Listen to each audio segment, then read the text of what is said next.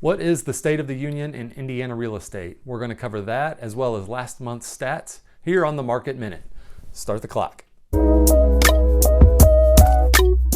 Welcome back to the Market Minute. My name is Andy. I'm the team lead of the Waggoner home team at Ferris Property Group.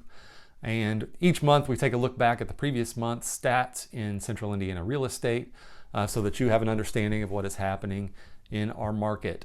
Before we get to that, I wanted to talk a little bit about the state of the union in Central Indiana real estate at the moment.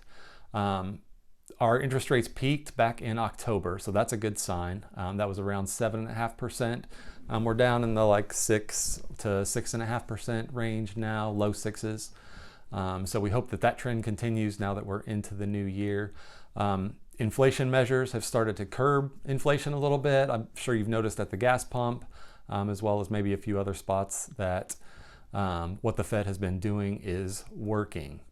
We've also seen the fallout in big tech and other big corporations as layoffs have hit over the last 3 to 6 months as well to curb that inflation number. So how the Fed continues to respond to inflation numbers will determine how the real estate industry goes in 2023.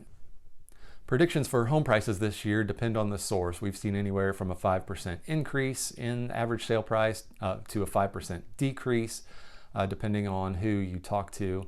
If we aggregate the Realtor.com and NAR and Fannie Mae, Freddie Mac predictions for the year, we're looking at just a stabilization of prices, maybe a 0.1% increase in home prices this year. But we're not going to see the crash that the headlines are wanting you to believe.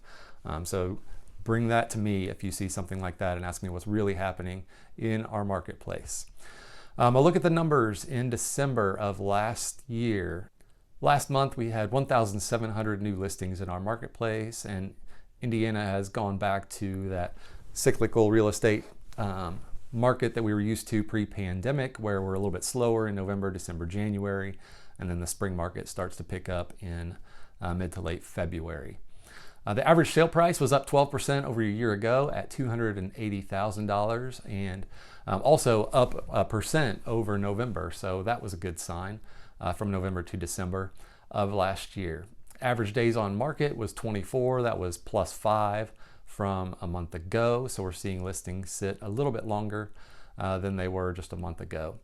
And then finally, we sold 2,418 homes. That number is down 15 or 20% over a year ago. Again, we're moving back to that pre-pandemic Indiana cycle of real estate. This is typical for a normal market in Central Indiana. So we're not that concerned about that number either. That's a look back at the Market Minute for December 2022. If you want more details around the State of the Union stats that I shared, or what experts are predicting will happen in Central Indiana, or if you're ready to make a move this year now that things have stabilized a little bit, rates are heading back in the right direction, then contact me and I'd love to sit down and chat with you soon.